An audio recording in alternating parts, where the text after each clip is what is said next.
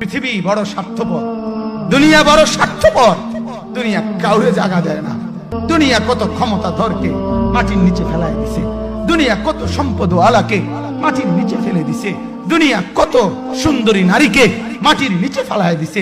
এমন বাদশা ছিল পৃথিবীতে যার হাতের আঙ্গুলের ইশারায় মানুষের গর্দান উড়াইয়া দিত, যার হাতের ইশারায় উঠত মানুষ, বসত মানুষ।